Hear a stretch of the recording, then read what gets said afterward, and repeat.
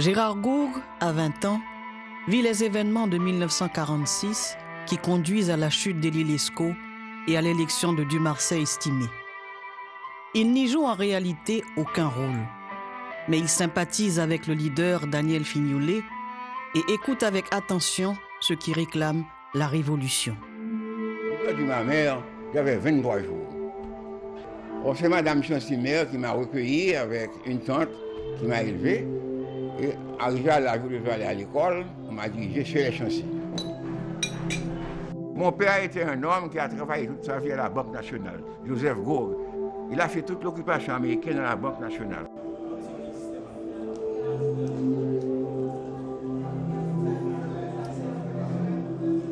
J'ai fait mes études humanitaires au lycée Pétion. On s'est connus en classe de 6e, donc on a fait la 6e, 5e. 3e, seconde, réto, philo. Dans les années 40. Où j'ai eu ce qu'on appelle les plus éminents professeurs de ce pays.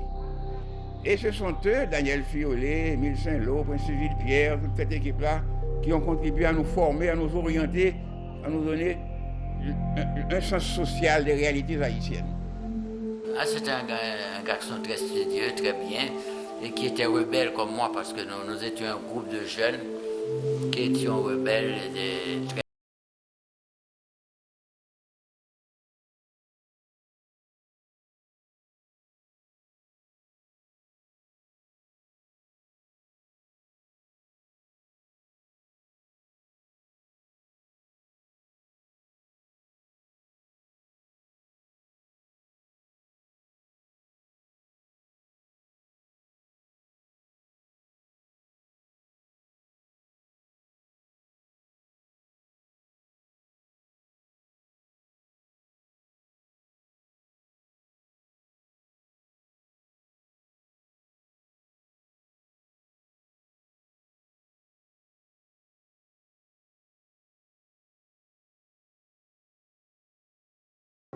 Cependant, rien ne semble lui réserver un destin politique. Il va parfaire ses études en Europe, comme beaucoup d'autres en 1952. À l'époque, on avait à Paris des amis qui sont devenus des hommes célèbres. Les Simaninga était étudiant à Paris à l'époque. Pierre Richer était là, étudiant. Pradel Pompidou était là. Jean-Claude était là. Justin Gourou.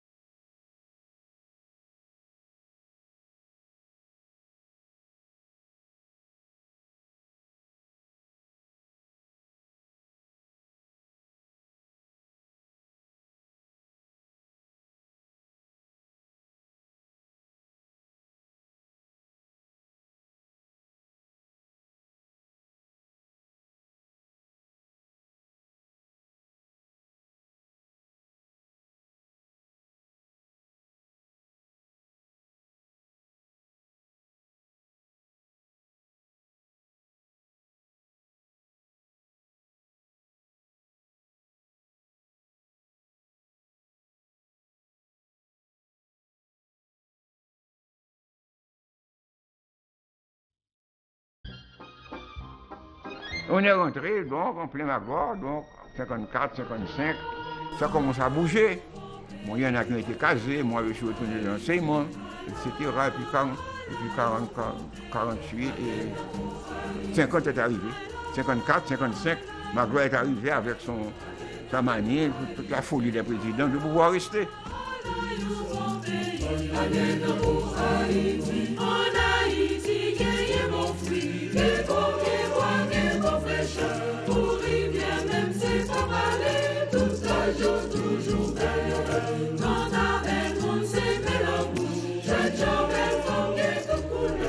Après 2 ans, il revient dans son pays. Il exerce le droit, enseigne à la faculté de droit et à l'Institut d'enseignement secondaire qu'il fonde et dirige avec sa femme. Il y a le mot Thanaton, un grec qui dit la mort. Est-ce que vous avez le droit d'abréger la vie de quelqu'un? Vous n'êtes pas maître de la vie de l'autre. La vie doit être respectée, la vie est sacrée. L'éternel problème, depuis la Genèse, parce que quand Jéhovah demande à Caïn, mais qu'as-tu fait de ton frère? L'Éternel savait déjà que le frère était mort, mais il voulait que Caïn réponde. Et Caïn a eu cette arrogance de dire à Jéhovah, est-ce que je suis le gardien de mon frère? Bien sûr, le meurtre peut exister. On s'est connus un 19 novembre. Non, 19 juillet, c'était le jour de l'anniversaire du président Magloire. C'est pour ça que je m'en souviens si bien.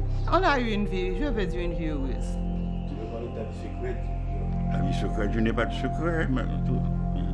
Ma vie est un livre ouvert. Je suis un homme bien installé. Bon, les amourettes d'enfance, ce n'est pas des secrets. Donc, je n'étais pas un homme. Pas un homme à femme. Très broquin. Je ne peux pas dire qu'il m'a donné des problèmes. Je n'ai pas souffert de cela.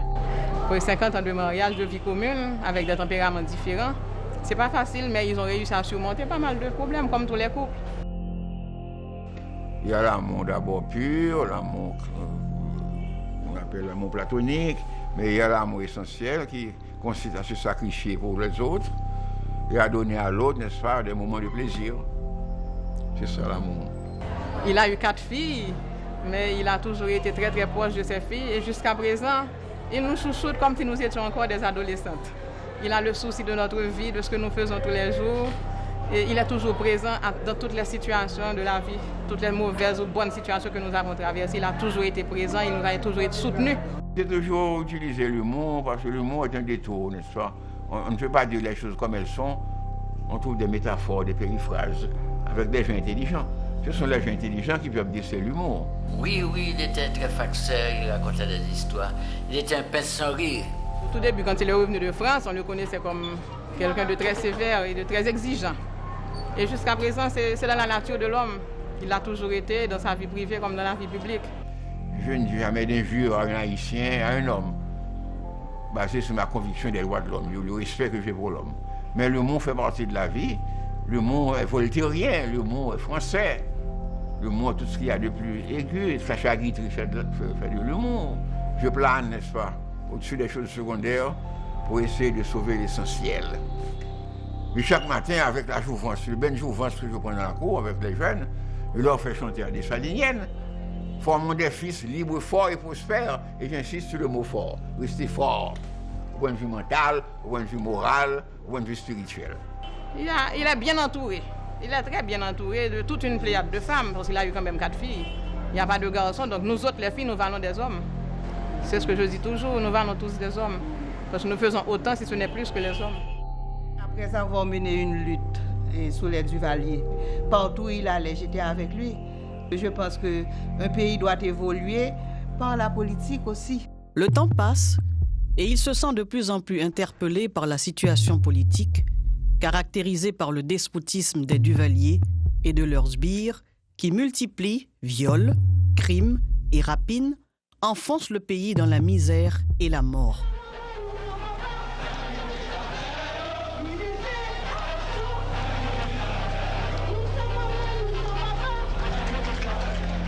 En même temps aussi, ceux-là qui sont victimes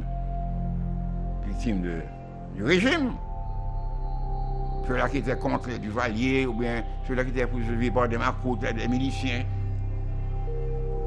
évacués ce fort dimanche, exécutés, etc. Il y avait un certain besoin pour moi de dire, eh bien, il faut que ça cesse.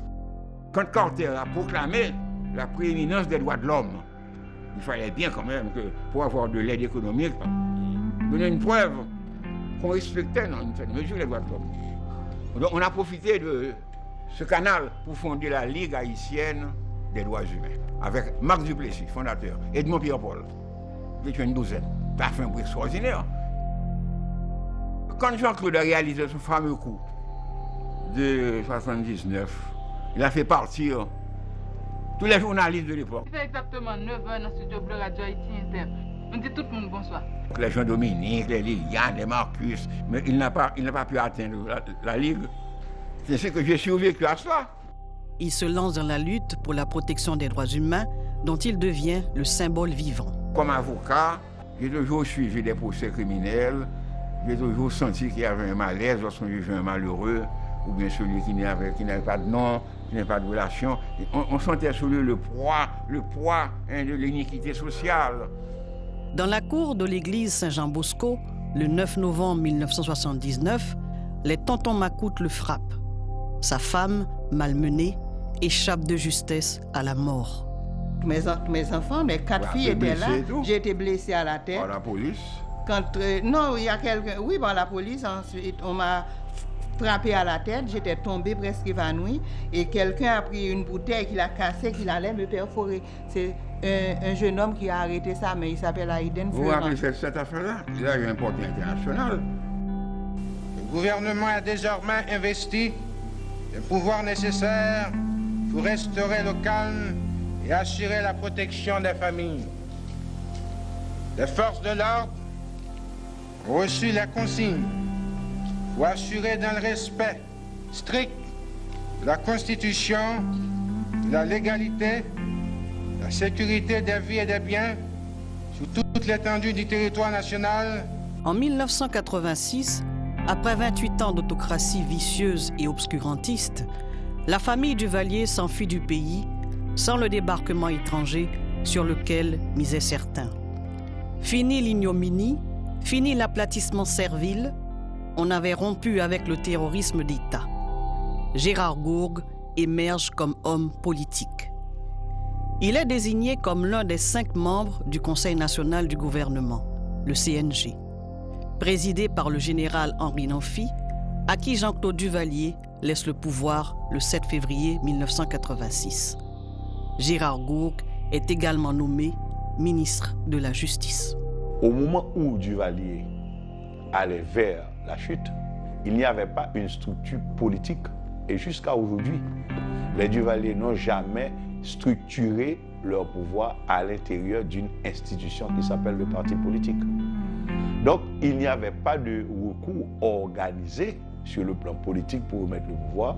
Donc, on devrait de toute façon se retourner vers une structure institutionnelle et il n'y avait que l'armée à avoir la capacité de faire face à cette situation à ce moment-là. À la suite de la démission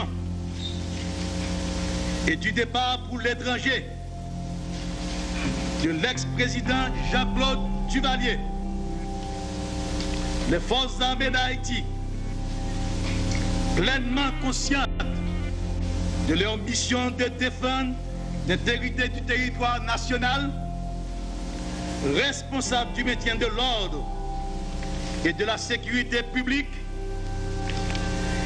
ainsi que de la paix, ont dû, pour la sauvegarde et la préservation du patrimoine national, si sérieusement menacé, se saisir des rênes du pouvoir.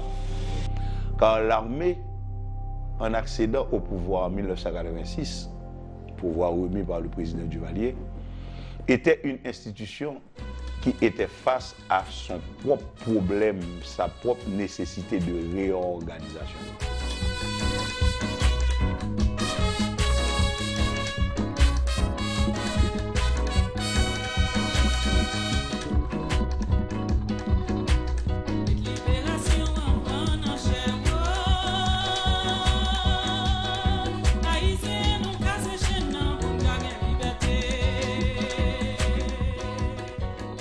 Le CNG adopte la difficile et ambiguë stratégie de la toupie. Il tourne en rond. Il veut rassurer d'une part les duvalieristes et d'autre part tous ceux qui s'y opposent et prônent un changement radical de régime politique. Moi-même, ça me important qui pour faire. Non seulement, c'est pour le pays ça vient changer, il faut qu'il y ait une réforme agrée qui pour faire dans le pays. Pour tout paysan jouer une terre pour le travail et puis pour organiser, pour bailler les outils, pour gagner travail, pour gagner organisation pour l'État aider. Nous pas besoin de bonnes vieilles bagailles qui pour venir dans le pays pour venir faire nous plus mal. Parce que même si il y a travail, il y a des gens qui t'a quoi, c'est Américain qui pour venir gouverner le pays pour y être bien. C'est pas Américain qui vient changer le pays pour nous. Ni c'est pas blanc qui vient changer le pays pour nous. C'est l'argent pays qui pour gagner dans le pays. Parce que Haïti est un pays agricole lié, même s'il y a des services publics dans la province, dans la ville, dans des bails qui sont organisés, mais il faut qu'en dehors, il faut qu'il y ait des qui pour travailler pour nous jouer manger pour nous travailler. Tout Tous ceux qui veulent d'un pays normal où l'on peut parler librement. Tous ceux qui veulent en finir avec la kleptocratie et la honte de devoir toujours courber les chines.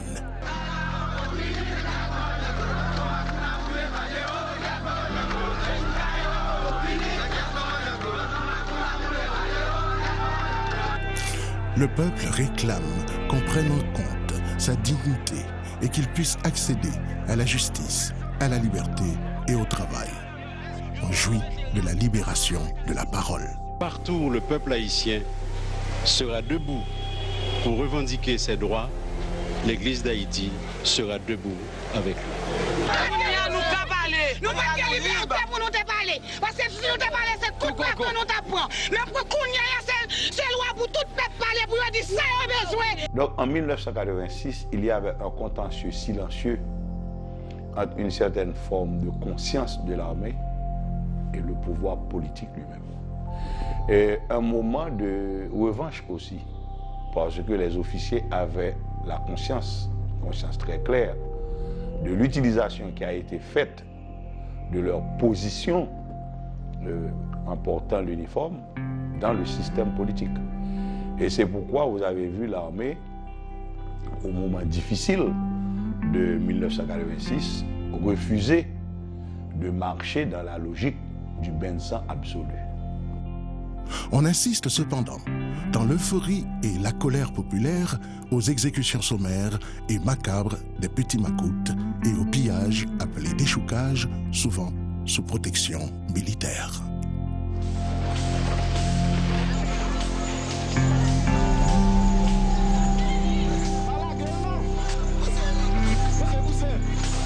Mais les grands Manitou du régime semblent intouchables. Des tortionnaires notoires comme Albert Pierre ou Luc Désir essaient de s'enfuir. La population, alarmée, arrête Luc Désir. Mais comme gros macoute, il échappe au supplice barbare infligé systématiquement aux petits. On ne m'a jamais donné ordre de fuser des gens. Moi, comme vous me voyez, un homme religieux, un homme de la Bible, je n'aurais jamais accepté qu'on me passe des ordres pour fuser les gens. Je suis entré le 17 mars 1981. Parce que j'avais voulu prendre des choses, parce que je vois qu'il tombait tout le monde. Moi, personnellement, je sais que quand on lui envoyait de l'argent pour le pays, eh bien, il savait prendre de l'argent. On n'était pas à l'aise dans ce milieu-là. Des gens qui étaient des gens de Duvalier, bien sûr, aux ordres de Duvalier, et qui protégeaient également des gens de Duvalier, que moi, comme force nouvelle, j'avais pour obligation de poursuivre. Il y avait là, dans le jeu politique, Rigala, Nanfi, Avril, etc., Vallès. Lorsqu'on émettait un mandat contre quelqu'un, et puis on disait on ne le voit pas, eh bien, il a traversé la frontière sous la protection de ces messieurs. Et pendant ce temps, les gens me reprochaient de n'avoir rien fait, alors que j'étais impuissant devant eux. Donc je sentais que je perdais un peu de cette aura que j'avais. Et puis un matin, j'ai décidé de démissionner à Fouaka, de laisser le CNG comme membre et comme ministre. Dans le mois qui suit, d'illustres exilés retournent au pays. Le premier, Jean-Claude Bajeux. Suivront, au cours du mois de février et de mars, Jean-Dominique, Daniel Fignolet. Je ne viens pas décréter les élections. Marcus Garcia, venant des États-Unis. Gérard Pierre-Charles et Suzy Castor, du Mexique. Serge Gilles, de Paris. Arnold Antonin, du Venezuela. Il y a eu tout ce mouvement créé par le retour des exilés, qu'on appelle la diaspora, etc. Ils ont formé des partis politiques. Ceux qui exigent la rupture avec le duvalierisme et un changement total de l'appareil de corruption et de répression accentuent leur pression. Le CNG prend des mesures fortes qui semblent aller dans ce sens. Le Conseil national de gouvernement est aujourd'hui présent pour poursuivre avec vous le dialogue nécessaire à la recherche de nouveaux souffles indispensables à la relance des grandes activités. Le 18 février, on séquestre et on nationalise les biens de l'ex-président à vie et de ses complices. Le 25 février, on dissout officiellement le corps des tontons macoutes appelés volontaires de la sécurité nationale. On remplace le drapeau noir et rouge de François Duvalier par le drapeau bleu et rouge.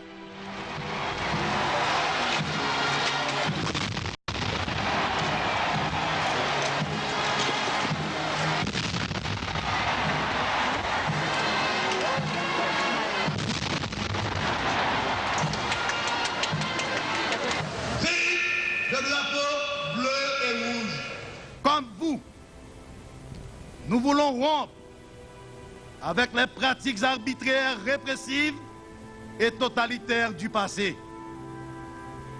Comme vous, nous voulons éliminer à jamais le spectre terrifiant du macoutisme afin d'arriver à établir dans notre pays le règne du droit et de la justice. Gérard Gourgue déclare que Luc Désir, ainsi que tous les auteurs des crimes signalés par la clameur publique, seront soumis à la justice. Mais l'action de la justice est entravée par ceux-là même qui doivent la faire appliquer.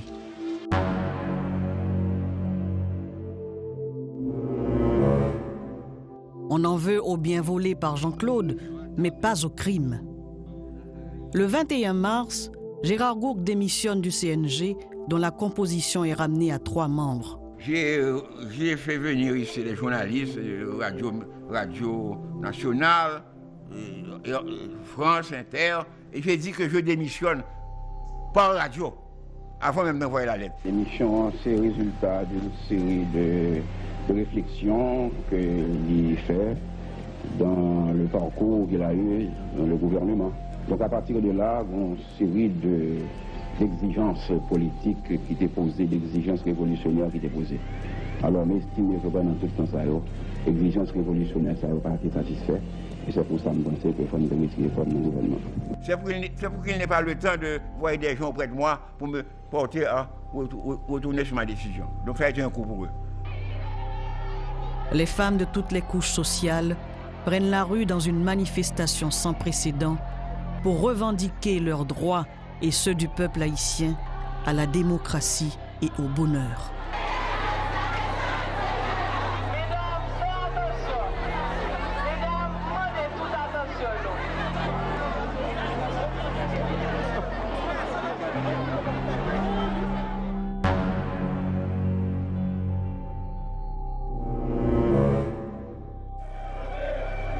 Les relations entre la population et le CNG deviennent de plus en plus difficiles. Le 26 avril marque leur rupture. Manifestation a un but bien clair. C'est pour nous capables d'exprimer chagrin nous. C'est pour nous capables d'exprimer douleur qui peut faire nous pendant 28 ans. L'armée ouvre le feu sur des manifestants qui veulent pénétrer au camp de la mort, le Fort Dimanche, camp de concentration, symbole du nazisme créole où ont disparu des centaines d'opposants et de victimes innocentes, dont le célèbre écrivain Jacques-Stéphane Alexis.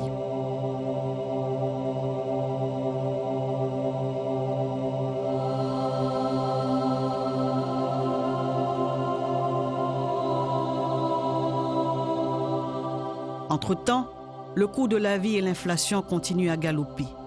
Les produits usagés en provenance des États-Unis, connus sur le nom de pépé, envahissent tous les coins du pays. Les manifestants, de plus en plus nombreux, exigent désormais la démission du ministre Leslie Delatour et du colonel devenu général Régala. La police est là pour protéger, pour mettre de l'ordre, et ça fait partie de l'entraînement de la police. La police sait comment utiliser son arme, la police sait qu'en conduisant ouvrir le feu, la police sait comment ouvrir le feu. Et sans doute, vous avez dû avoir entendu hier soir, et peut-être au coin de la journée, des coups de feu. Le général Régala, pour moi, il n'est pas un débonnaire dans le style de Nanfi, mais c'est dans la pratique, c'est l'homme le plus malléable que j'ai jamais pu rencontrer dans l'armée. Je n'ai jamais vu le général Régala aborder une question de l'armée de manière autoritaire. Le CNG, sous la pression populaire, prend des mesures dans la voie de l'instauration de la démocratie. On peut avoir, j'ai dit, on peut inspirer, on peut organiser un combat démocratique et on peut continuer à y penser à la condition de se dire que il faut amener ces catégories sociales que je viens d'énumérer et qui sont concernées directement ou indirectement par la lutte contre le macoutisme d'État sous toutes ses formes. Mais peut-être que ce forme de fonctionnement démocratique, on n'en a pas encore vraiment l'expérience. Il faut en faire l'apprentissage, parce que tous nos autres gouvernements ont toujours été portés plutôt par la force. En juin 1986, il publie un calendrier électoral et fait connaître sa volonté de convoquer une assemblée constituante.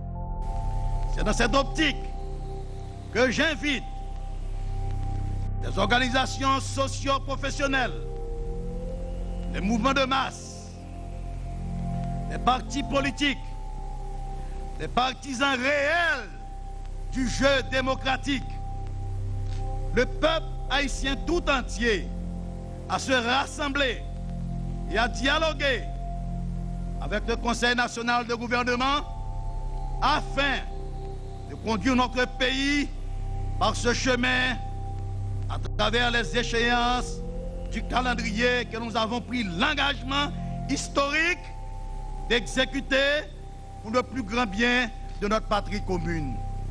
En septembre, les agitations s'amplifient cependant.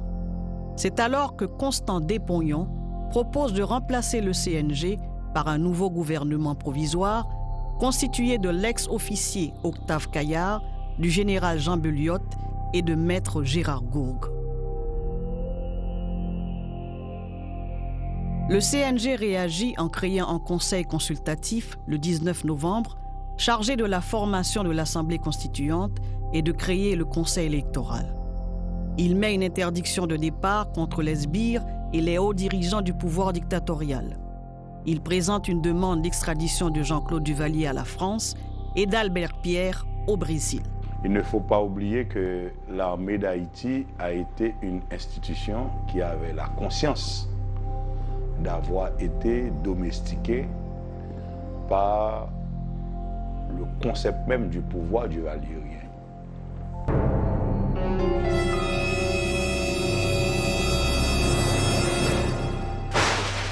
Des groupes de provocateurs passent à l'action. Quelques individus attaquent un poste de police à Cité-Soleil. Le militant de la mission d'alphabétisation, Charlot Jacquelin, est enlevé et porté disparu. Il s'ensuit une immense manifestation populaire pour réclamer au CNG sa restitution à sa famille. Le CNG semble perdre le cap. Il semble n'agir que sous la pression populaire et les manifestations. Jusqu'où iront ces pressions? Jusqu'où arrivera le CNG?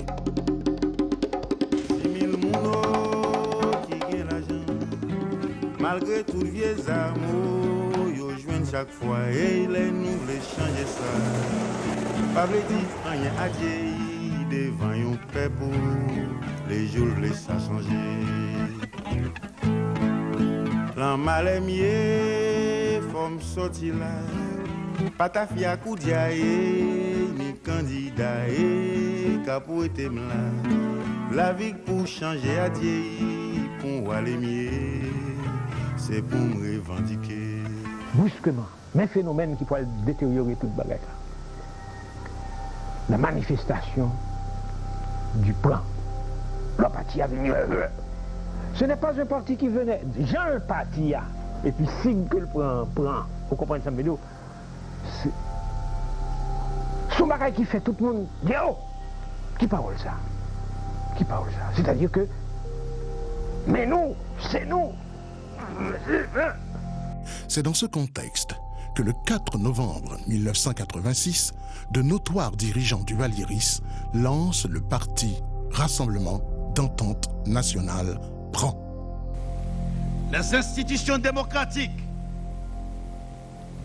Et puis, les institutions judiciaires du pays sont là et veillent à n'accorder d'existence légale à aucune formation politique servant de tremplin à une conspiration en vue d'accaparer le pouvoir par les armes ou l'intimidation.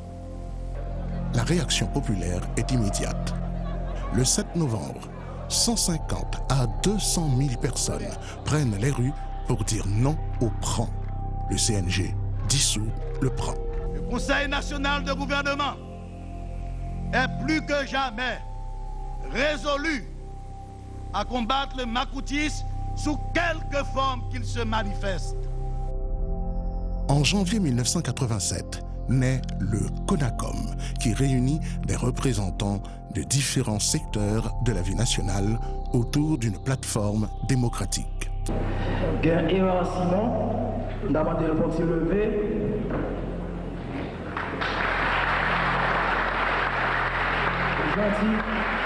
Gentil Télémac. Jean-Claude Bajeux.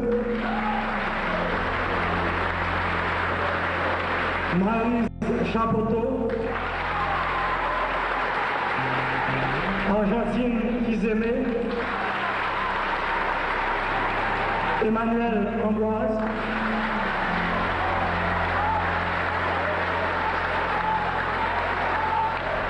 Victor Benoît. Dunois Cantal. Fritz Lalanne. Robert Duval. Et Serge Jovet. Les 45 membres de l'Assemblée constituante qui avaient été élus dans l'indifférence le 19 octobre 1986 présentent un projet de constitution républicaine et démocratique qui séduit la majorité des démocrates et ouvre une porte de sortie démocratique à la situation de crise qui prévaut sans qu'on en voie la fin. Concitoyens, concitoyennes, à proximité du référendum par lequel nous sommes appelés à nous prononcer sur la nouvelle constitution de la République d'Haïti, votée à l'aube du mardi 10 mars 1987. Le 29 mars 1987, le peuple vote en masse cette constitution dans laquelle il retrouve un premier aboutissement de ses revendications.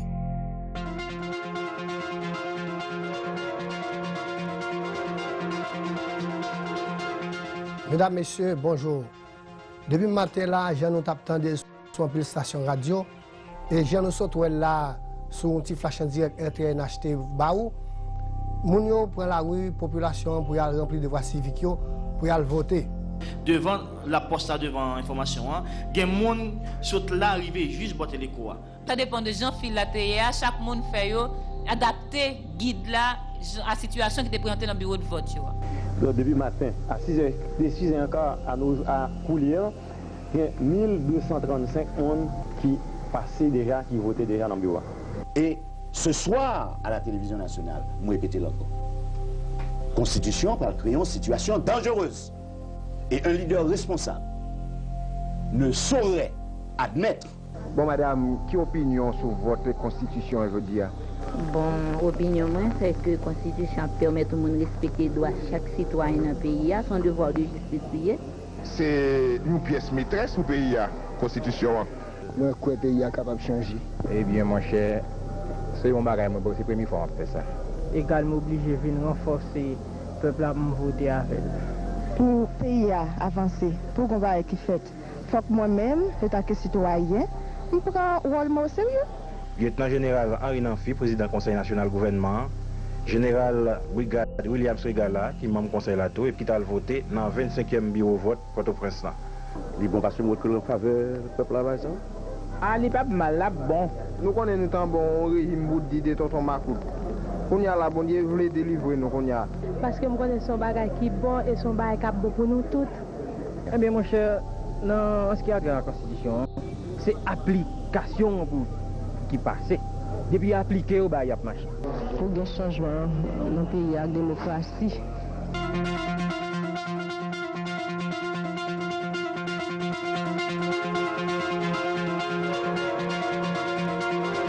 Par cette réflexion simpliste, que peut mon bulletin contre des millions d'autres? Le 13 mai 1987, le CNG crée le premier conseil électoral provisoire, CEP. Je jure de respecter la Constitution et les dispositions du décret électoral et de m'acquitter de ma tâche avec dignité, indépendance, impartialité et patriotisme. La force est posée, veto posé, la patte sur toute cassette journaliste là, caméra Télé Haïti, cassette Télé Haïti, cassette Radio Métropole, et en même temps il y a un journaliste Radio Métropole qui a arrêté, et bien on voit un jour ça. Eh bien, la presse lui-même, du côté pâle, c'est le dos au mur, le tout est long diagonal. Eh bien, c'est vous, ça tout, que a arrêté M. Jean-Max Blanc, qui est un reporter Radio Métropole et correspondant La Voix de l'Amérique.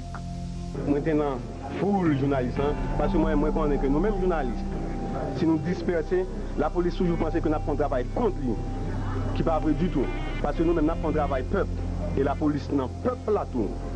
Si la police veut mettre en marge de peuple là, même pour moi la police en peuple là tout. Elle dit que la police ça oui, c'est petite soyette ça son considération à part. Nous fermons parenthèse là. Et on dit que nous-mêmes journalistes nous continuons. C'est nous-mêmes qui avons envoyé le peuple envoyé sous eux. Et nous disons nous mentir. Moi-même je suis un reporter mobile. Ce qui veut dire que moi je dis ça moi ouais parce que je suis objectif. Je suis là pour dire la vérité et je dis que la vérité. Occasion ça, magistrat nous dit, c'est pas Jean-Max Blanc qui a jugé là, je dis. C'est un jugement qui est plus profond, qui est plus important. C'est un jugement que c'est le peuple haïtien, c'est tout journaliste dans le pays, c'est tout professionnel dans le pays, c'est tout le monde dans le pays.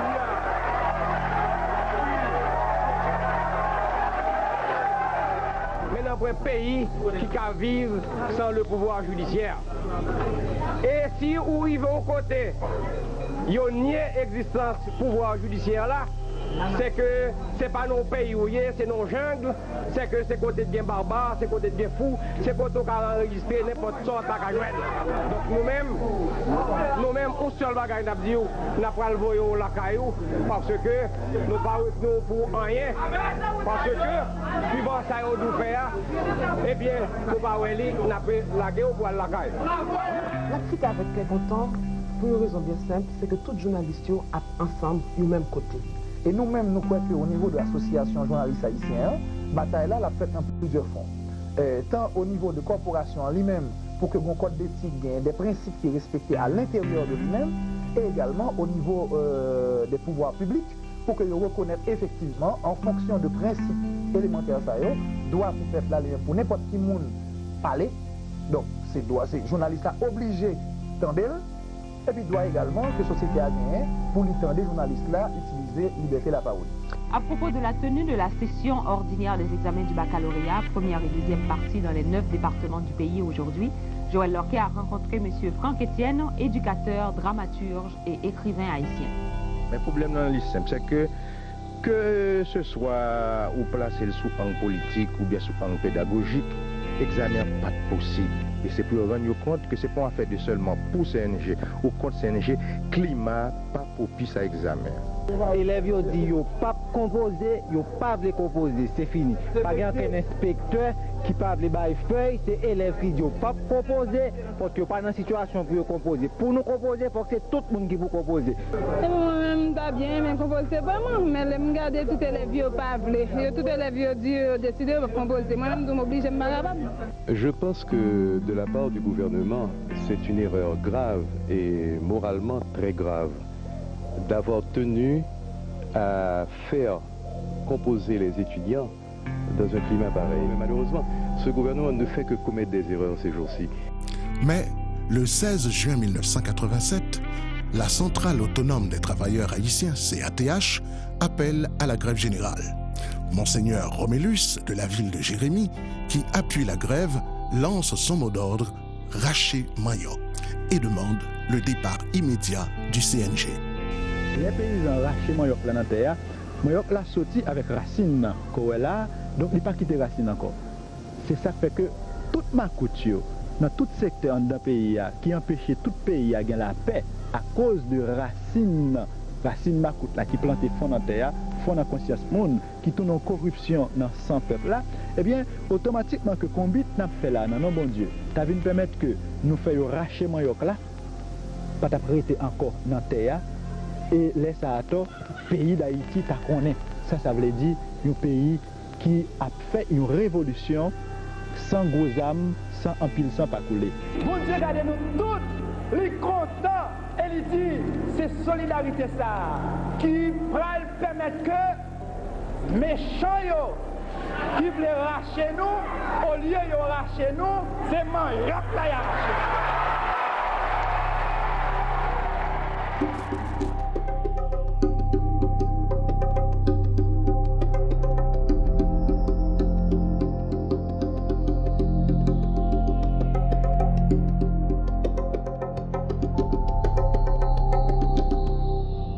Le 22 juin, le colonel Jean-Claude Paul fait envahir les locaux de la CATH et arrête ses dirigeants.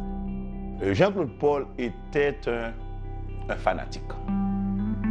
Jean-Claude Paul était un fanatique, un officier très ancré dans une question sociale, je dirais même idéologique. Ça vous étonnera peut-être, Jean-Claude Paul était dans son essence un officier de la gauche. Il a arrêté M. Jean-Auguste Mézieux, Armand Pierre et Eddie Pierre.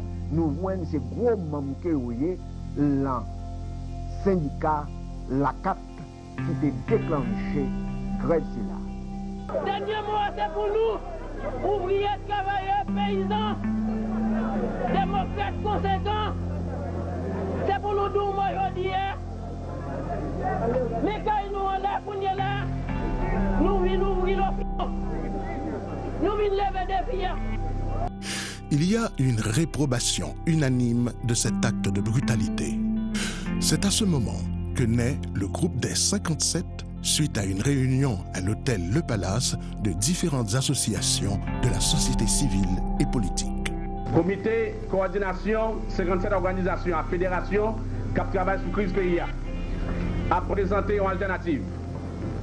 Alternative, ça nous proposait de sortir dans la concertation entre 57 organisations et fédérations qui ont lancé grève là. Qui?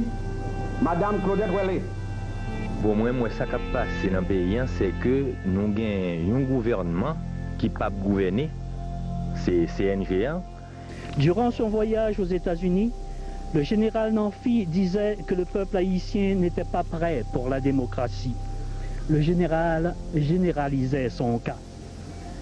Car si quelqu'un n'est pas prêt pour la démocratie, c'est le général lui-même en particulier et le présent CNG en entier. On ne peut pas diriger un peuple si ce peuple-là ne vous fait pas confiance. Le problème, il est là. C'est la raison pour laquelle nous présentons une alternative. Bon, on est disposé à discuter.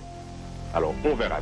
Le problème, il est là. Mais si le peuple n'a pas de satisfaction, on recommencera bien sûr avec la grève et d'autres formes de lutte. Le CNG recule et libère les syndicalistes. Mais, à l'appel du pasteur Silvio Claude, rejoint par les autres dirigeants du groupe des 57, la foule reprend les rues.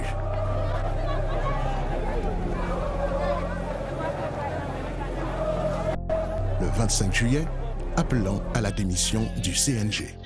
L'armée ouvre le feu sur les manifestants et tue 12 d'entre eux. Mais la police, courez là!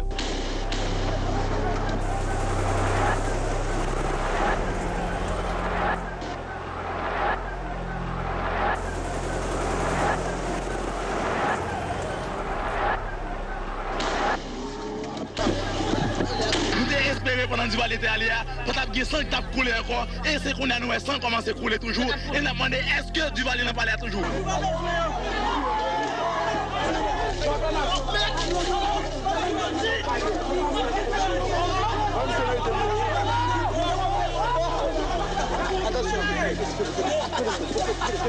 Rien pour faire.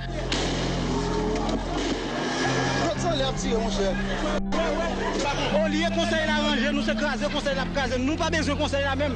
Alors si ça sera un rôle, nouveau conseil CNGA, pour nous capables de former un gouvernement qui est capable de faire face à tout le problème pays, qui est CEP à faire travail en toute indépendance.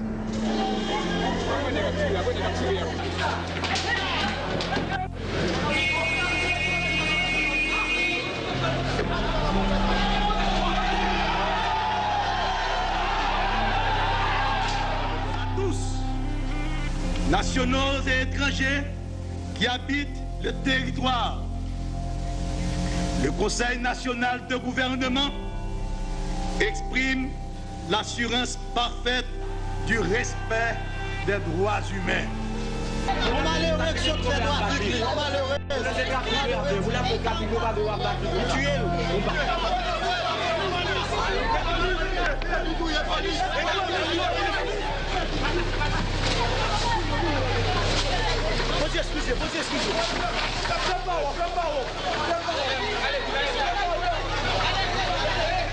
Le 23 juillet a lieu le massacre de Jean Rabel, aux 300 paysans qui travaillaient dans un mouvement organisé par le père Jean-Marie Vincent sont assassinés à coups de machette. Notre correspondant Edgar Bruno, qui était sur place, affirme que sans doute pour éviter des cas d'épidémie, les morts ont été jetés par vingtaines dans des fosses communes. La lutte à Jean Rabel oppose des partisans du mouvement Tête Ensemble, mis sur pied par des missionnaires suisses et canadiens, et d'autre part des paysans hostiles au programme de coopérative du mouvement Tête Ensemble, qui sont de gros propriétaires terriens résidant dans la zone dénommée La Montagne, située à 16 km de Jean Rabel. Nous-mêmes ça, nous là c'est un coup poisson. Vous entendez? Ils ne pas connaître de bourrique. Chaque sont ces bourriques, c'est messieurs qui en tête. Attendez, qui sont ces bourriques. Qui est ce monsieur ça en tête? Messieurs qui en tête, c'est messieurs et groupe animateur.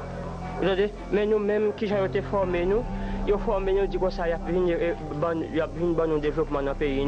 Il y a mettons l'école alphabétisation pour le monde qui ne parle pas lire. Nous-mêmes, nous tous d'accord. C'est mon nom de nous, là, si nous ne parlons pas rien. Nous appuyons. Il a écrit qu'il y a une grande priorité. Et le changement, il y a un bagage qui est extrêmement important pour nous capables de développer Haïti, c'est décentraliser le pays et réaliser un programme de réforme agraire en bénéfice des paysans. Évidemment, un gouvernement de facto de la CNG n'est pas capable de faire réforme agraire, mais parole, ça a passé dans la bouche de tout le monde dans l'église. Et en même temps, on est propriétaire terrien, propriétaire de tout, pratiquement, sur 185 hectares de terre qui irriguent l'antivallée Jean Rabel là, c'est précisément pour nous lier, au point que le département de l'agriculture a refusé de faire un programme d'irrigation complémentaire dans la zone Fonzambi Jean Rabel, parce que Grandon ça a réclamé 3-4 Fonzambi toujours comme terre qui t'a pas l'irriguer pour eux encore. Donc ouais, même l'État haïtien au courant que y a un problème de terre dans la zone ça. Nous recevons 3 types de blessés. C'est pique, ça nous les freins qui rentrent dans votre monde. Donc même pas recevoir plaie par balle. La crise économique et agricole s'aggrave.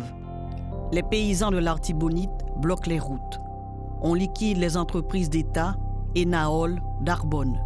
Le 22 août, le groupe des 57, le CONACOM, le PAMPRA, crée le Front national de concertation FNC. Sur chaque 100 000 gains, on qui bien. Ça fait 6 000 qui gagnent l'argent. Est-ce que c'est bon Dieu qui veut le constat? Au mois de septembre, le Conseil électoral provisoire lance une campagne de mobilisation en vue des élections. Des commandos lancent des attaques armées contre toutes les installations du CEP. Le CNG est de toute évidence insatisfait de l'indépendance du CEP qui devient l'allié de la population en quête de changement.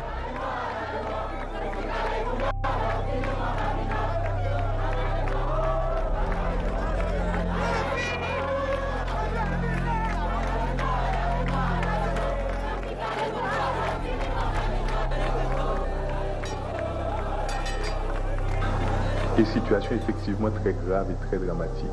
8 jours, côté après sang coulé, côté mon a mouru et mon a blessé, côté mon a crié. Et pour aboutir à ça, qu'on y a après, nous trouvons que son bagage dans telle absurdité.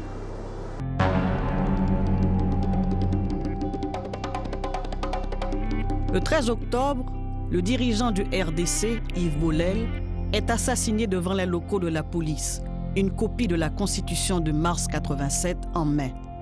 Il était venu réclamer la libération d'un prisonnier détenu illégalement au bureau de police. Un autre dirigeant politique, Atis, avait déjà été assassiné. L'information de la journée, c'est bien sûr la mort de Maître Yves Bollel, abattu ce matin vers 10h15 devant le quartier général de la police de Port-au-Prince. Nous ne sommes pas témoins de l'incident qui a occasionné la mort du leader du RDC. Rassemblement démocrate chrétien, candidat à la présidence. Aucun témoin civil n'osait de ce fait se montrer, mais certains reporters de radio, témoins de la scène, affirment que Maître Bollel, qui s'apprêtait à faire une déclaration en anglais après une harangue aux journalistes présents, a été frappé au visage par des hommes armés devant le service des recherches criminelles. Yves Bollel, personnellement, lui-même, il a 45 sous lui. Il tire, il fait feu avec lui. L'un n'est pas riposté pour défendre poste, puis c'est pas aucun poste militaire au monde que le carburant pour reprendre comme ça. C'est pas possible. Nous devons remettre la justice haïtienne, pour nous remettre en place. Réarmer la justice haïtienne pour qu'elle soit une justice forte, une justice indépendante et une justice responsable. Les problèmes de poursuite au niveau des crimes et délits commis soit par des militaires ou par des civils, ce n'est pas le chef d'État qui doit prendre l'initiative. C'est la justice. Et la justice sur la base de plaintes de personnes responsables. Le 4 octobre, le Front national de concertation procède à l'élection de Gérard Gourgue comme son candidat à la présidence. Et 58 autres partis alignés, ce sont eux maintenant qui disent ben, nous allons désigner Gourgue parce qu'il a incarné à un certain moment la résistance, etc. C'est ainsi qu'il était désigné comme candidat, ce que j'ai accepté. Dans cette lutte, tout naturellement, que le front, à travers moi, a été choisi pour porter son drapeau, veillera à ce que demain, la Constitution devienne le livre de vie de la République d'Haïti et que les conquêtes populaires soient consacrées et respectées. Le FNC compte sur l'appui des mouvements sociaux les plus divers. Il compte sur les secteurs religieux, catholiques, protestants et vaudouisants. Il compte sur l'appui des organisations de jeunes, de femmes, sur les principales associations socioprofessionnelles, sur les organisations de défense des droits de l'homme, sur le mouvement syndical, sur le mouvement paysan et sur différentes organisations politiques comme le PAMPRA, le CONACOM, le PNDPH, le MP28. Certains militaires le soutiennent.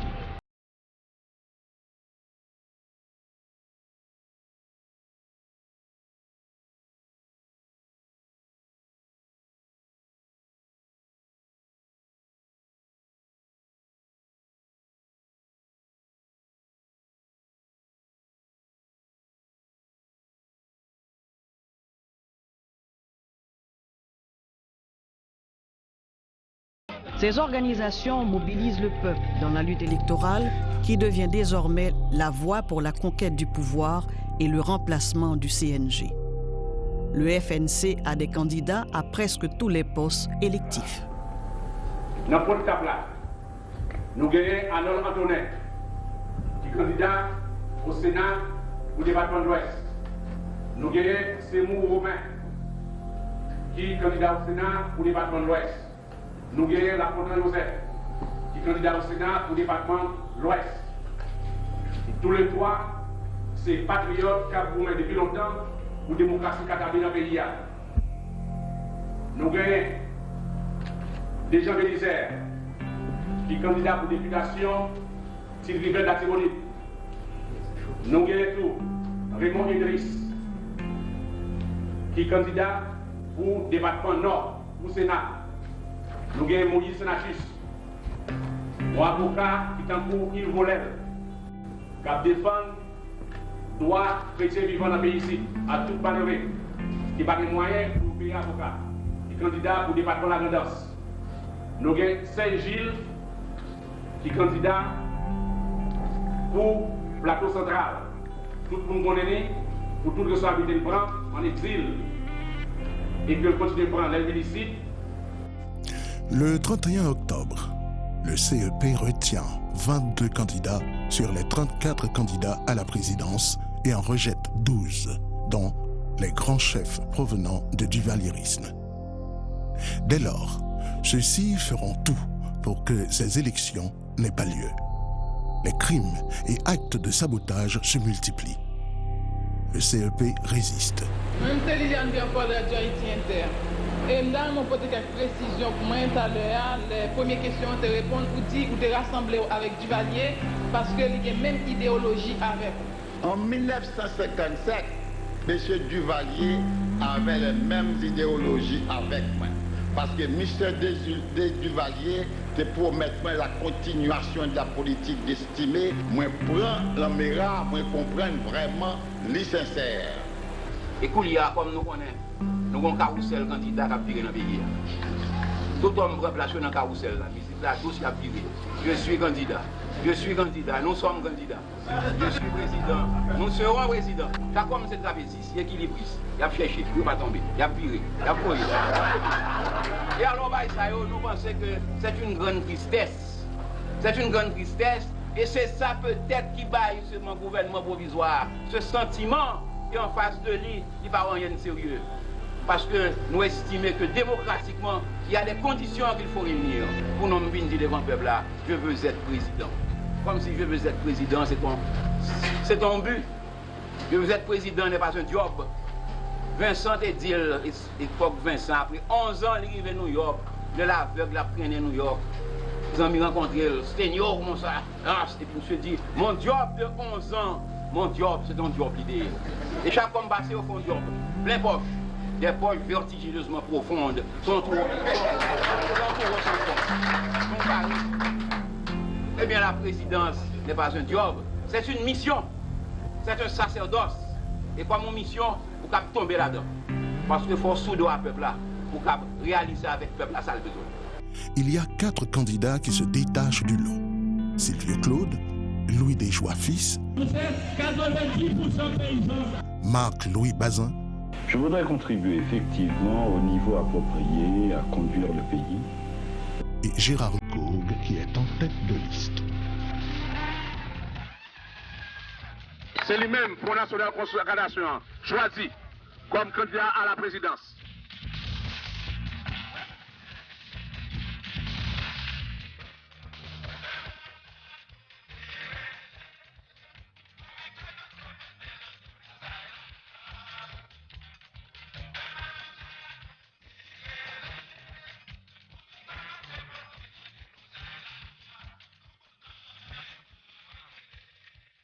La campagne que nous avons menée, c'est une campagne extraordinaire, remarquable, organisée par toi-même, par Serge Gilles, et ça a été un succès extraordinaire.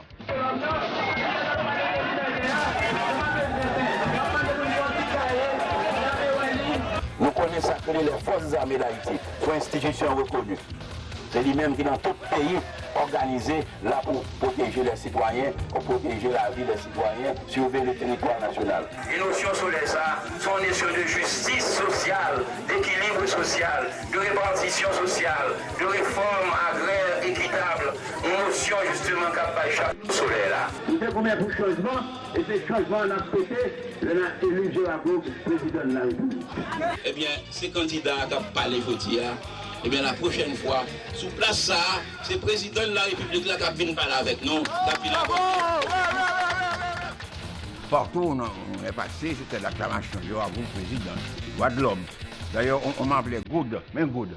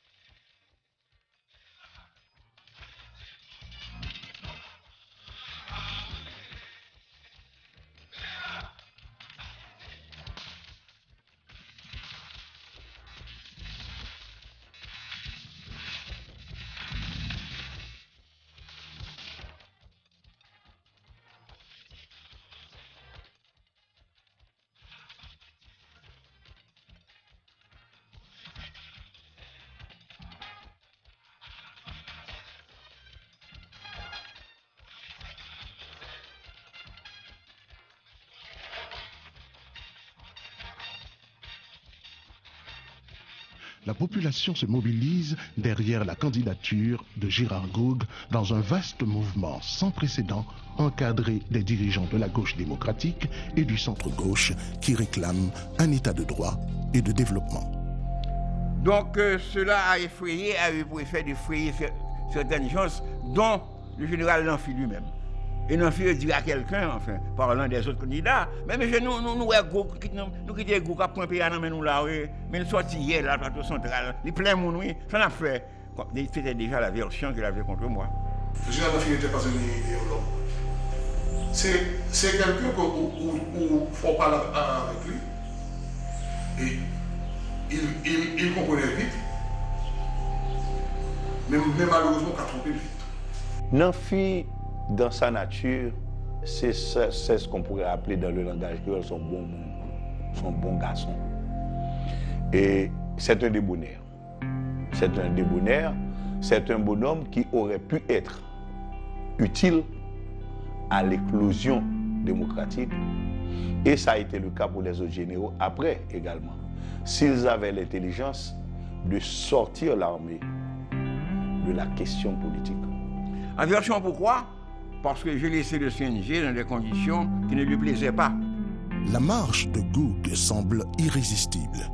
Il veut une nouvelle architecture politique pour une Haïti démocratique et décentralisée. Premier point qui gagne ici qu'on a envisagé, c'est ça, la décentralisation. Il faut nous suspendre une république de Port-au-Prince qui le plus souvent sont empire de Port-au-Prince, sont rois, sont empereurs qui chita là-dedans. Sur le plan politique, eh bien moi-même, ça me représente.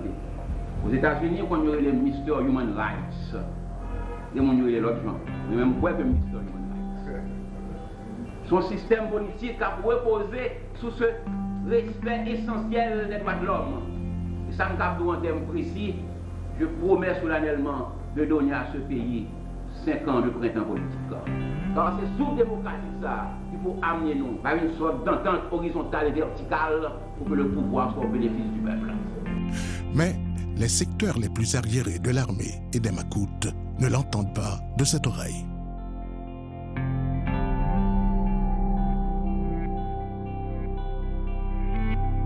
La CIA et les faucons du Pentagone et du département d'État sont obsédés par la guerre froide. Le mur de Berlin n'est pas encore tombé. Il donne le feu vert au chef de l'armée afin d'écraser dans l'œuf ce mouvement inquiétant qui échappait à leur contrôle. Elliott Abrams est le sous-secrétaire d'État des Affaires interaméricaines, très puissant, très influent, mais qui est un faucon, homme de la droite, etc. C'est lui qui est intéressé à la conjoncture haïtienne. Elliott Abrams de demander à ce personnage de TNG comment se présente l'échiquier électoral. Bon, mais voilà, l'échiquier, voilà. Il y a Goug, il y a Silvio Claude, il y a Desjoie, il y a Bazin, ils sont les 4 les plus importants. Celui qui mène actuellement, qui est en tête de peloton, c'est Goug. D'abord, il y a Bazin, bon, il dit à Elliott Abrams, Bazin, non. L'armée ne fait pas de Bazin, pour des raisons. L'autre dit, mais et Goug? Goug est un communiste. C'est là qu'est devenu chez certains cet argument disant que c'est communiste. Moi, je ne sais pas si peut-être à l'époque, il était comme communiste. Il était comme socialiste. Ça veut dire que mais il y a un fait. Il y avait aussi des pressions internationales. Et là, il a prouvé que 2 ans plus tard, il devait tomber.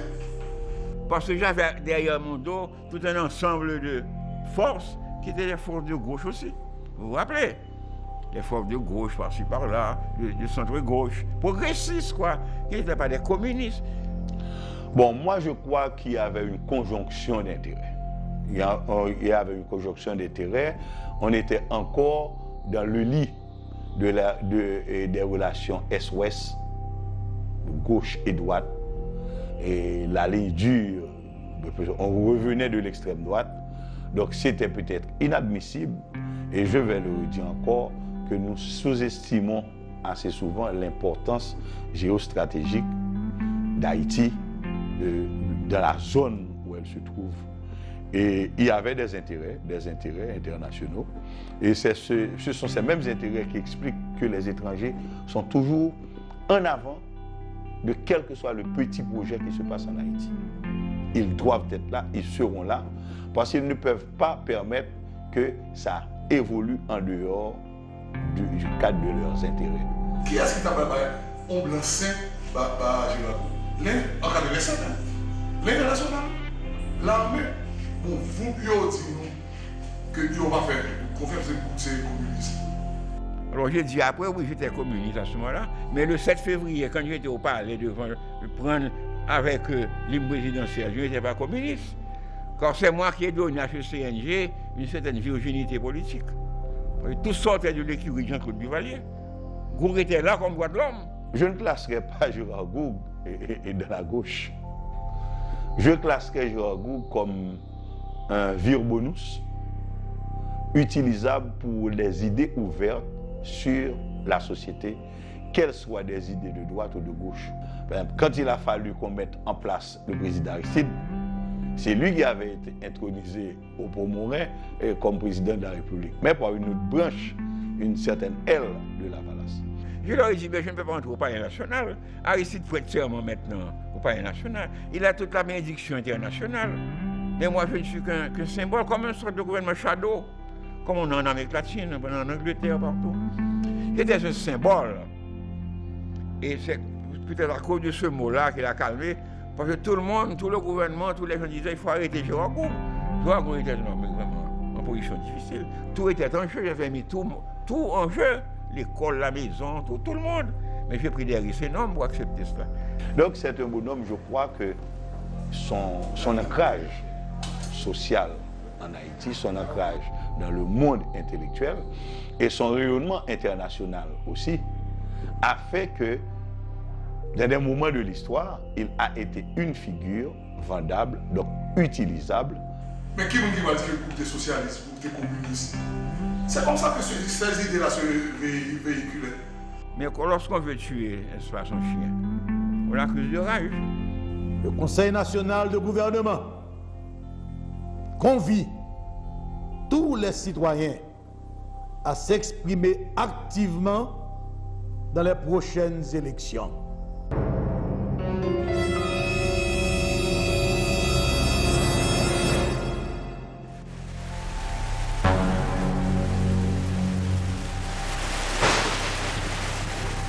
Le 29 novembre, la population haïtienne descend dans les rues pour voter le candidat de son choix, malgré les tirs nourris et les menaces de mort qui ont fusé de toutes parts depuis la veille. Ils ont été débordés, dépassés par la masse des votants. Ils ont pris l'autre solution qui est la solution des armes. Ils ont envoyé un commando avec des civils armés et ils ont fait ce qu'ils ont fait. Il y a eu systématiquement la terreur. Les gens s'étaient abattus la nuit. Il y avait des rafales d'armes automatiques venant de tous azimuts. Donc l'atmosphère puait la terreur. Et ceci ne pouvait provenir que de l'armée. Pour ce qui a trait aux attaques sur le MID, c'était clair. Nous avons su qu'il y avait un attroupement chez Claude Raymond et que l'ordre avait été donné d'attaquer le MID à partir de cette maison-là. Et dans la réalité, il y a eu une observation qui a été faite de gens se déplaçant vers le MID pendant la journée. Et également, un autre groupe, ou le même groupe, s'est encore une fois rassemblé dans la maison de Claude Raymond pendant la nuit et se dirigeait vers le MID lorsque maintenant il y a eu l'intervention d'un véhicule des casernes des Salines. Et il y a eu ce jour-là un bombardement. Et disons que, étant ministre de la Défense à ce moment-là, je pense que le général Regala avait une responsabilité directe dans ce qui se faisait. Je crois que 1987 a été une erreur. Une erreur, et je ne pense pas que l'armée était une entité impliquée. Je crois, au contraire, que l'armée a subi ce désordre. Ouais, le genre de choses qui se passent, vous jouez à la Ponce Pilate.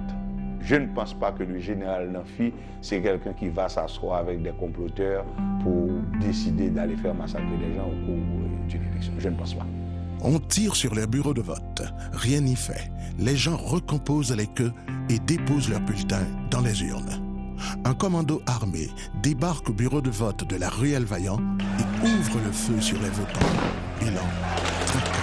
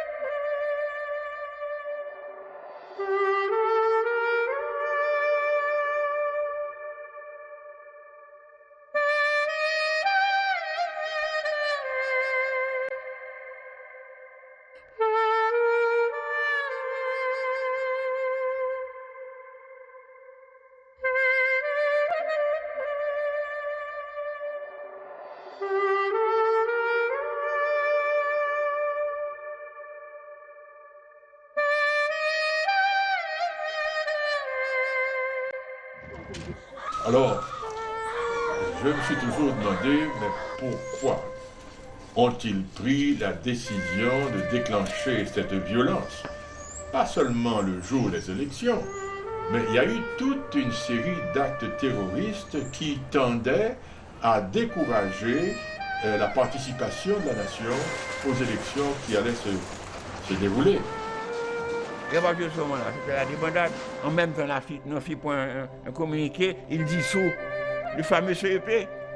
Les Ambroises, ils ont été même chez le pasteur Rocco pour essayer de défouquer sa maison. Les gens ont dû se mettre à couvert, le CEP était débordé parce que l'Américain avait dit il faut bloquer les élections. C'était le mot bloquer. J'ai été étonné quand le général Lanfi a dit constater que face à ces désordres, donc l'armée prend charge parce que il n'y a plus d'élection. J'ai été, comme officier, j'étais major à l'époque, j'ai été étonné.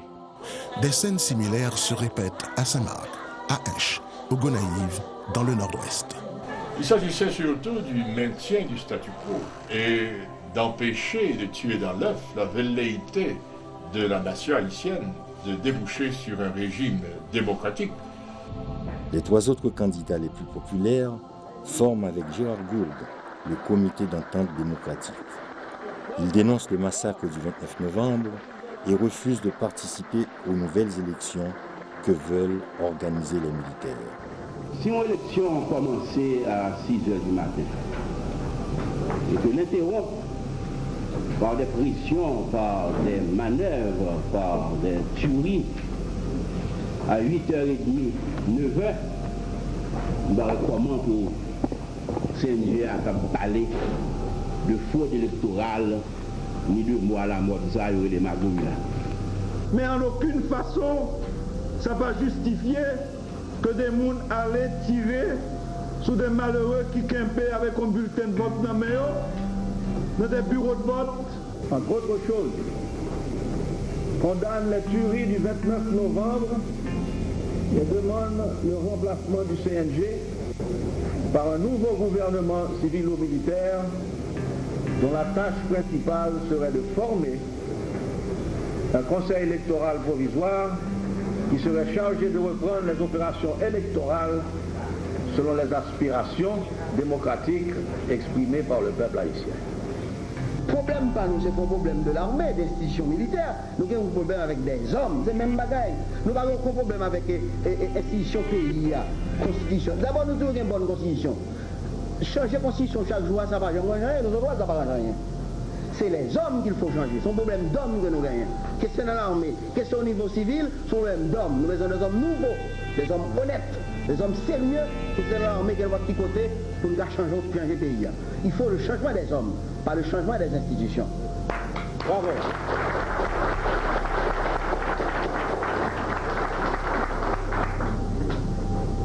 Ce que l'on a pu reprocher au général Lanfi, qui était le chef de l'armée à ce moment-là, c'était les dispositions qui n'avaient pas été prises pour faire face à une telle éventualité. Peut-être que l'armée a été bien surprise par l'événement et a dû l'endosser sans l'avoir fabriqué elle-même. C'est à ce moment-là que a débuté l'ère de ce qu'on appelle l'opération des Inglindos, des gens qui rançonnaient les gens dans les rues. Car c'est nos filles qui étaient derrière tout ça, au fond.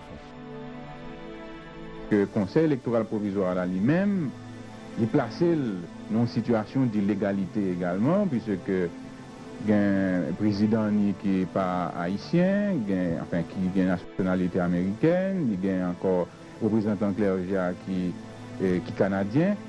Donc, le Conseil électoral provisoire là, il n'est pas en mesure de bailler un décret électoral tout autant qu'il n'est pas trop formel. Trop lutter en faveur de la démocratie. C'est au nom de la Constitution que nous attaquons Duvalier. C'est au nom de la Constitution que nous attaquons le président Savi. Au nom de la Constitution que nous avons plaidé en face d'un gouvernement qui a parlé de parti unique, nous avons plaidé pour le pluralisme politique. Aujourd'hui, maintenant, de faire complice dans violation de Constitution et à participer à une élection dont j'aurais rougi toute ma vie.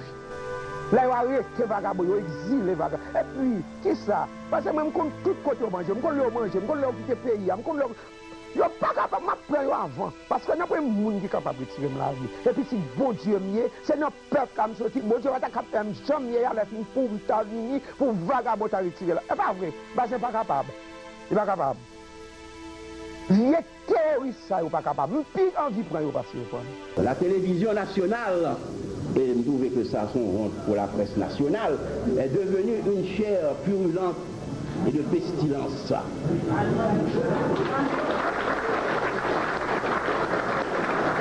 Et ceci est très grave parce que si nos pays médias d'État ou un leadership ça, eh bien, il bat au monde entier le niveau ou bien l'image de la presse nationale dans un pays. Bravo. Nous avons une protestation pour nous faire, même pour la dignité de la presse nationale, car jamais dans l'histoire de ce pays, et nous avons plus d'expérience, depuis 20 ans, ma suivi politique. Depuis la mort de Jolibois en 1936, ma suivi politique. Nous tuons Jolibois dans la prison, nous avons 11 ans. Nous tuons Kala 2 ans après. Vincent crasé, nègre à droite, à gauche. L'Escomonté, le crasé Damas, Perrine en prison. Ils mettent Julio Jean-Pierre Audin en prison. Joël Petit en prison. Il est sorti en 1946. Il m'a servi, le crasé Nerto. Nous avons pris l'expérience. Expérience 46 faite à de haut niveau. Le grand candidat à la présidence comme M. Darnay Numa, M. Billon-Pierre-Louis, M. Dumas estimé, Démosthène Petrus Calixte, eh bien, où il y a un niveau de dialogue. En 50, M. Paul Magloire, général, candidat unique, avec un cartel de sénateurs respectables, il y a un niveau. En 57, il y a un niveau. On se respectait, mais pour n'y a pas respecté rien. Et c'est la pression. Nous croyons que nous-mêmes, nous avons participation, nous avons une sorte de protestation pour sauver l'honneur. Sauver l'honneur, mes problèmes. Ou même personnellement, en tant que président du Conseil électoral provisoire, où tu es déclaré à un journaliste qui te pose aux questions ça, que l'article 291 là, l'a appliqué dans son intégralité. Article 291, pour me battre appliquer, il faut que le batte à la Constitution. Or, il est la Constitution. Il fait partie intégrante de la Constitution. Ce n'est pas nous-mêmes qui écrit l'article 291. C'est 61 constituants qui réunissent pendant des mois pour faire une constitution qui vient avec poison, violence à l'article 291. La vérité ne m'est pas favorable. Parce que, encore une fois, la candidature de Gourgue à la présidence n'avait pas, à mes yeux, une envergure de candidat capable d'être chef d'État. Le CNG, avec les services secrets étrangers, venait de détourner brutalement le cours de l'histoire. Ils interrompent l'engagement d'Haïti dans un processus de transition vers la démocratie et l'état de droit. Ça, c'est un paradoxe. C'est resté un paradoxe dans l'armée. Tu vois ce que l'on appelle les dossiers classés, les dossiers secrets de l'armée, et tu as l'impression qu'il n'y a pas 15 personnes à pouvoir y avoir accès. On sait qui étaient les exécutants, mais qui avait donné l'ordre de le faire? Qui avait donné l'ordre de saboter les élections?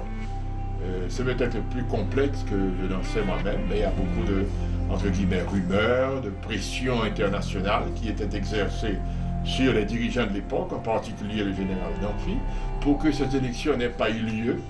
Et je crois que c'est une stupidité qui a utilisé l'armée comme bras pour casser une certaine... Parce que vous savez quand même, en 1987, la question de la démocratie n'était pas bien assise.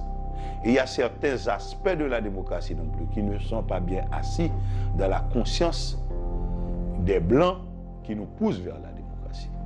Parce que il était présumé que si elles avaient eu lieu, que Gérard Gourd, représentant la gauche haïtienne, aurait été élu président. C'était l'espoir démocratique, c'était toute la vision démocratique, la vision d'un pays réconcilié. C'était la première fois dans l'histoire du monde qu'un militant des droits de l'homme allait devenir président de la République.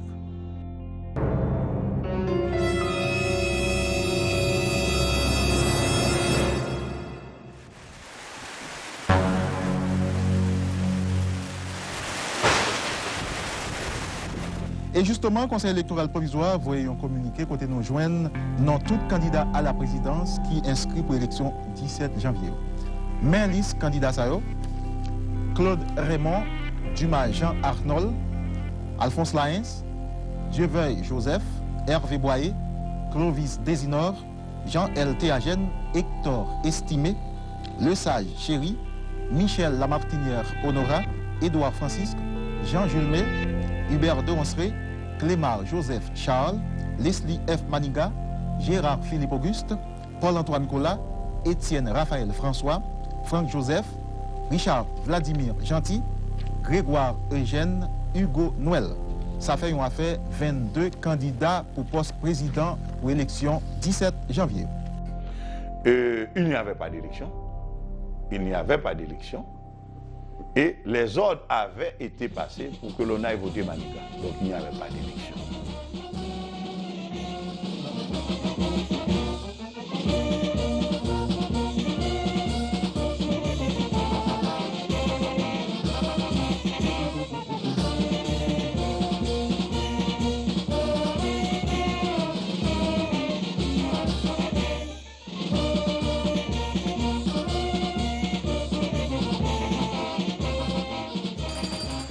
Le 17 janvier, le professeur Leslie Maniga s'engouffre dans les élections organisées par le général Namphy. Ça, c'était un vaste désordre. C'était un vaste désordre. Je crois que le professeur Maniga est quelqu'un qui est sous l'influence d'un moment de l'histoire nationale. Et il l'a dit. Il l'a dit quand il a catégorisé son action en tant qu'une percée louverturienne. Et je crois que le professeur Maniga avait une claire conscience de l'inorganisation politique de son parti. Rien à voir, rien à voir. Ouais. Rien à voir. Car j'ai fait ce que tu appelles ma percée libertienne, qui n'est pas une percée naturelle dans mon cas. Toutes les personnes qui avaient été à ces élections avaient été utilisées comme éléments de décoration. Si quelqu'un croit que Namphy m'a aidé à la présidence, c'est quelqu'un qui immédiatement, que je veux qualifier de pas sérieux. L'armée, justement, était coincée. L'armée savait que le professeur Maniga avait un bon carnet d'adresses et était l'une des plus belles figures qui pouvait jouer d'interface avec l'international. Donc c'était un win-win projet. L'armée se débarrasse du pouvoir politique. Le professeur Maniga, qui voulait du pouvoir, en a. Je jure devant Dieu et devant la nation. Maintenant, le professeur Maniga va se débrouiller avec l'international et l'armée se retire du jeu. J'ai eu, pour beaucoup de gens, notamment dans le monde intellectuel, une vocation présidentielle. À l'âge de 6-7 ans, j'avais une réputation de candidat à la présidence. Il était, à mon sens, trop aveuglé par la dimension de cette réussite-là et aussi par le chant des sirènes. Car le jour où le président Maninga a décidé de mettre le général Lanfi à la retraite et a même osé, je soupèse bien le terme, le mettre en résidence surveillée chez lui, c'était totalement mal calculé. C'était ne pas connaître l'armée. Tu ne peux pas comprendre que j'ai été candidat à la présidence dans cette période parce que déjà ta façon de présenter ma candidature et ensuite l'interprétation que tu as donnée et que tu viens de me donner montre que tu ne m'as pas compris et que tu ne pouvais pas me comprendre. En effet. Bon, là, c'est pourquoi je... Non, mais je vais te dire, écoute. Pour moi, pour être candidat à la présidence,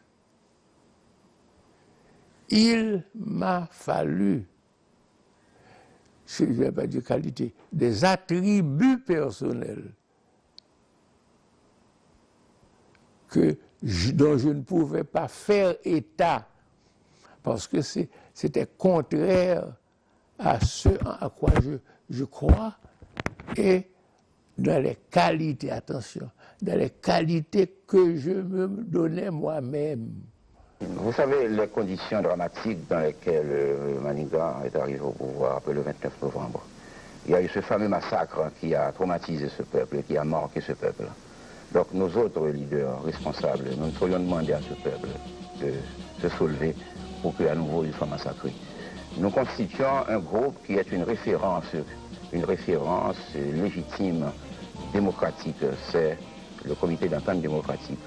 Et après tout ce qui s'est passé et les conditions dans lesquelles l'élection de janvier a eu lieu, nous pensons que le temps est à l'observation et nous nous donnons un temps de réflexion pour voir le gouvernement lui-même comment il va démarrer. C'est Nanfi lui-même, mis à la retraite le 17 juin, qui renverse Maninga dans la nuit du 19 juin, après 4 mois au pouvoir. Population des 9 départements de la République d'Haïti, c'est pour nous payer. De Saline Christophe, de quoi ça a été fait, et mais je dis, c'est eux qui campent dans le palais national là. Tout ancien héros, nous, doit tout là avec nous, à soir.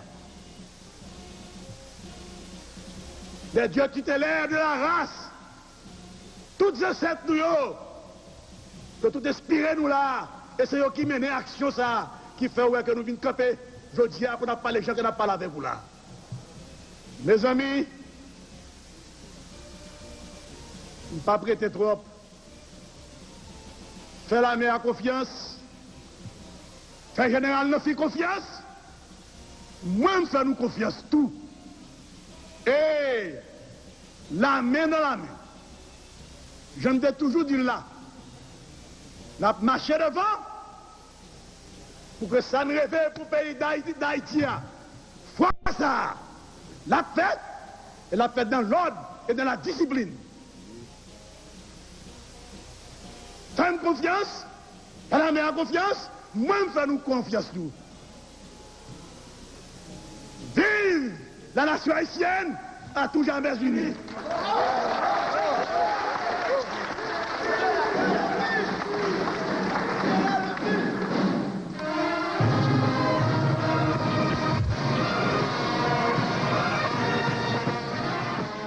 De l'ex-président Maninga, qui était renversé par un coup d'état militaire la nuit 19 à 20 juin. Monsieur Sao, c'est Robert Benodin, Franz Jean-Louis, Jean Borga et Harry Carena. Selon une note de presse qui était sortie dans le ministère de l'Information et la Coordination, jeudi, 4 moun Sao, après libération au gouvernement haïtien, te remettent à représentants respectifs de l'ambassade en Haïti. La politique est un jeu. On le joue, on le gagne, on le perd. Nous avons perdu.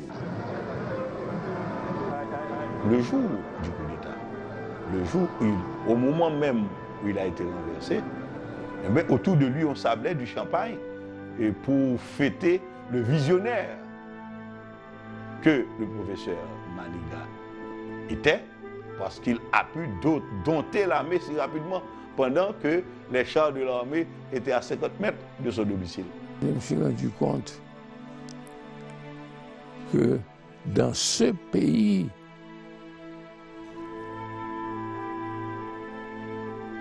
la haine est la force politique la plus efficace. Maniga n'a pas compris ce qu'était le pouvoir politique. Le professeur Maniga a péché contre la sociologie haïtienne. Dans la psychologie politique, il y a quelque chose qui est extraordinaire. C'est la franchise d'un homme politique qui dit « je suis telle chose ». Le président Maniga avait commencé un travail extrêmement important qui lui aurait donné justement ce qu'il voulait, mais sur une période d'une année. Il n'a pas fait suffisamment le mort, il a été trop pressé. Car après une année de pouvoir, le président Maniga aurait pu contrôler l'armée car il y avait une frange intellectuelle de jeunes officiers et qui travaillaient rudement, croyant dans la pensée démocratique du président Maniga, pour l'aider à faire de l'armée un instrument national. Tout le monde qui a lu Maniga, grand-père, père et fils, tout le monde sait qu'il n'est pas concevable de réussir pour un Maniga sans les principes. Je faisais partie de l'équipe d'officiers, de jeunes officiers, qui travaillaient pour la consolidation d'un pouvoir démocratique à travers le professeur Maniga. Mais quand j'ai vu le professeur Maniga à la télévision dire à l'armée, j'ordonne, ce verbe-là a fait ce jour-là perdre au professeur Maniga tout le support qu'ils avaient dans la base militaire. Pourquoi? Parce que les officiers de l'armée n'étaient pas encore prêts à entendre un citoyen civil leur dire « j'ordonne ». Ils revenaient à peine du choc du duvalierisme. Ils n'étaient pas encore prêts à sentir sur leur dos les griffes d'un chef civil donnant des ordres dans un espace militaire. Le seul sérieux comme militaire à prendre au sérieux, c'était le Regala.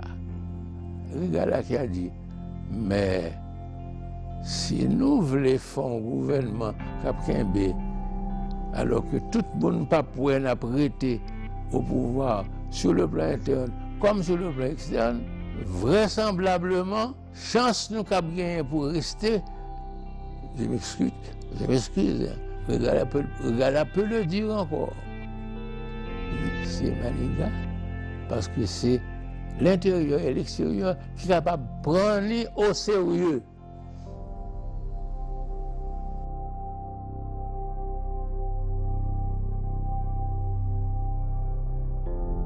Quand il avait mis Maniga pour pouvoir reprendre son pouvoir, les militaires ont eu le gros du pouvoir après le 9 novembre. Et c'est ainsi, comme vous voyez, qu'ils se sont succédés coup d'État en coup d'État, coup d'État en coup d'État, jusqu'au camp d'arrêt qui a été Aristide. Donc un désastre qui a fermé la voie à une ouverture, à une réconciliation, à une paix sociale et à une sécurité aussi pour chacun.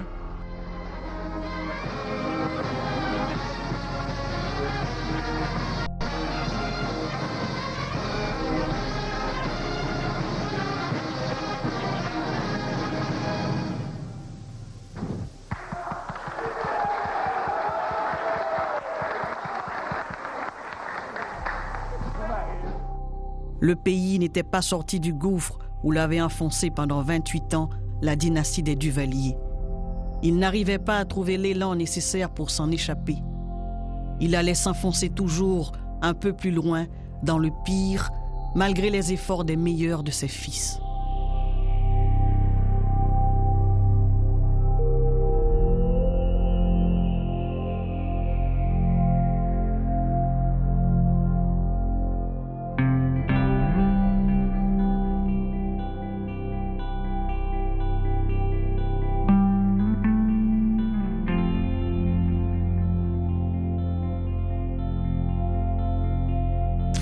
Pas un seul monument, pas un seul objet dans l'espace public n'a été érigé pour rappeler ceux qui sont morts pour la liberté et le bonheur de leur pays. Le devoir de mémoire n'ayant pas été réalisé, on assiste à la répétition des crimes des années de la dictature. La décomposition n'avait pas pris fin. Les opportunistes et les faux illuminés pavent la route à la restauration en pervertissant tous les principes et toutes les valeurs. Les Valais, ça l'a essayé en Pologne, vous voyez, ça va marcher. Dans ce pays où on a eu le règne des baïonnettes, la dictature traditionnelle, on a un civil, professeur de droit, devenu président de la République à la suite d'une élection libre, honnête et populaire. Et je vais vous le dire, ce qui est pire, c'est qu'en Ratambourg, on a eu les bénéficiaires. 24 ans plus tard, Haïti cherche encore la voie de sa rédemption. Elle a eu 18 gouvernements, des coups d'État, des tentatives de coups d'État, 16 conseils électoraux provisoires, 16 élections frauduleuses pour la plupart, un embargo total sur son économie, une occupation militaire étrangère et une mise sous tutelle dissimulée, des crises dans la crise, dans un pays submergé par la pauvreté de masse, l'effondrement de l'appareil d'État, de son environnement et de sa souveraineté. On n'en finit pas de patauger au fond de l'abîme, dans la déliquescence, la honte. La banalisation du crime et de la corruption et la permanence de l'instabilité depuis ces élections noyées dans le sang un 29 novembre 1987 et que Gérard Gourgue et le Front national de concertation avaient remporté. Ils auraient probablement perdu les prochaines élections après 5 ans, vu le manque d'expérience et la jeunesse de ce premier mouvement démocratique. Mais le processus aurait été enclenché et on n'aurait pas perdu autant de temps.